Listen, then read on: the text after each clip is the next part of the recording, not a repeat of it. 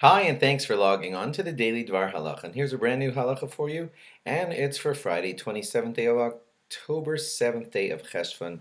Here we go. We're continuing in there are laws about how and when and why to say Tehillim, Psalms, that we recite in prayer for someone to get well, etc. So here's some more laws.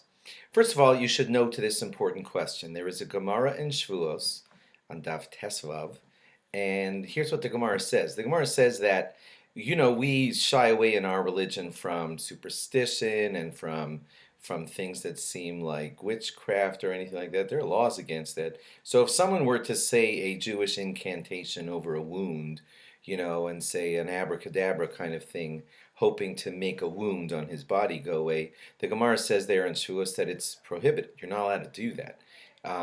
So if you're not allowed to do that, recite words of Torah over a wound to make the wound go away, what is the difference exactly that allows us to say Tehillim to make a sickness go away? The comparison is a bit of a stretch, but still, it's a question. The Gemara seems to imply to us that don't try to do hocus pocus things to make wounds or illness go away. So how could we say Tehillim to try to make sickness go away? And the answer is simple. We're not really saying Tehillim to quote unquote make the sickness go away. If we know that someone is ill, we want to help him by improving our spirituality and his, and in the merit of that increased spirituality, then we can hope and pray that the person will be healed. So we're not really doing an incantation hoping that the incantation will heal the person. We're saying words of Tehillim which raise us up in spirituality and add merit, and that in general can give us hope that the person that we're praying for will be healed because there's more merit added to his scale. 100 people have gathered together to say Tehillim on his behalf.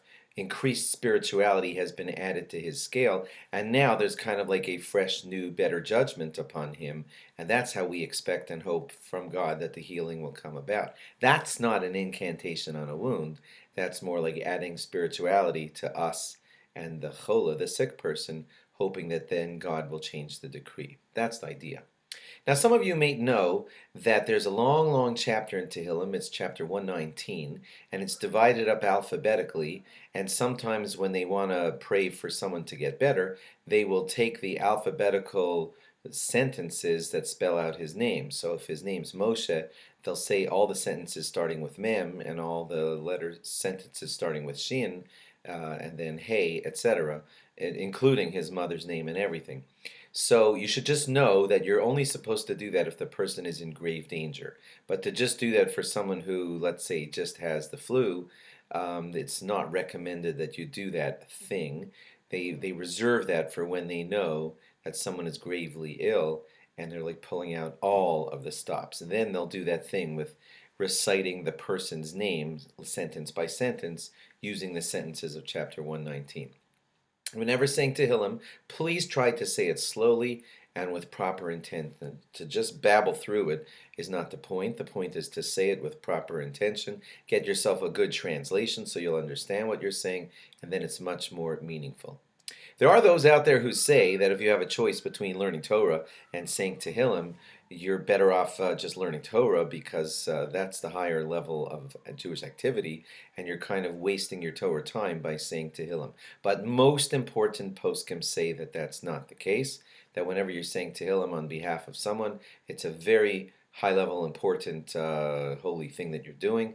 And it is true that you're not learning while you're doing that, but that is very acceptable according to most of the important rabbis. And lastly, if you're saying at a gathering of people, let's say 10, 20, 50, 100, doesn't matter, but if you're at a public gathering asking all the people to say Tehillim on behalf of someone who's ill, it is a good idea to mention his name first so that everyone could concentrate on that name while saying the Tehillim.